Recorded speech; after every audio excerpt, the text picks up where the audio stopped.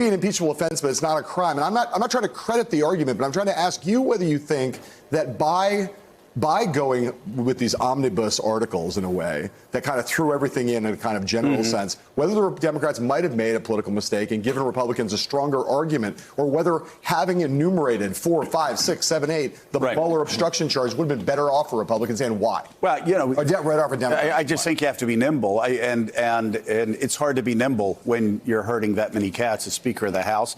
Nancy Pelosi's first concern has to be those moderate Democrats that are in Virginia, in California, all the people, all the Democrats that won Republican seats by 1,000, 2,000, 4,000 votes. So I understand that. Yeah. But as we move through this process, and the Republicans in the House acted the way in such an abhorrent way. Yeah.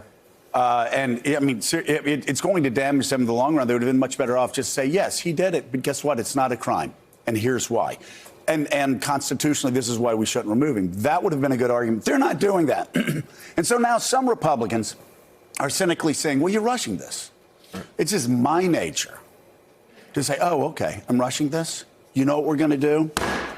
We're slowing this train. Let's stop the train. Let's stop the train. Hey, OK, hold on a second now. Oh, you don't have a crime. Oh, you mean like when the president's fixer and the president talked about illegally giving a hush payment to a porn star a couple of weeks before an election that would have landed any of you in jail? OK, you know what?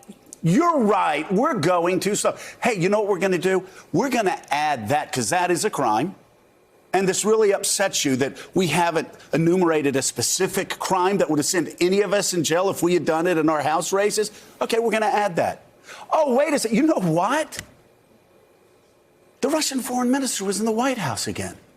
That reminds us. We have the president on record obstructing justice, telling the Russian, and I would play it out. It would be Chinese water torture over weeks and months. And Donald Trump, you know what I'd do? I'd be like George H.W. Bush in the '88 campaign against Michael Dukakis. We're going to have Environmental Week, except for the Democrats, it'd be, we're going to have Stormy Daniels Week. We're going to bring Stormy Daniels in. We're going to get Cohen out of jail. Say, now, you're in jail because you did what? Oh, wait, you're in jail because you helped the president in a conspiracy to violate a federal election law that would have landed him in jail. Oh, OK, so this is Stormy Daniels Week. You know what next week is? Next week is Sergei Lavrov Week. And I would just do it week after week after week. Now, I understand there would be some Democrats who, oh, we can't do that. I understand that.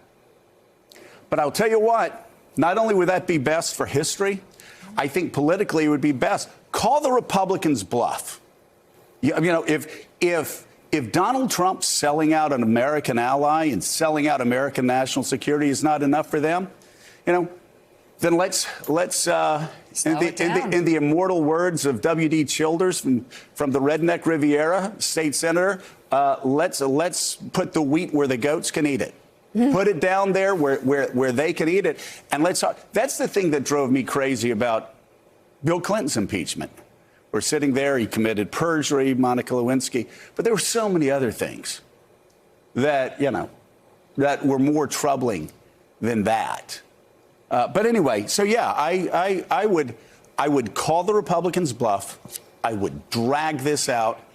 I would add, I mean, he's committed crimes. Let's add it. The emoluments clause, I'd add it. Constitutionally, it's in the U.S. Constitution.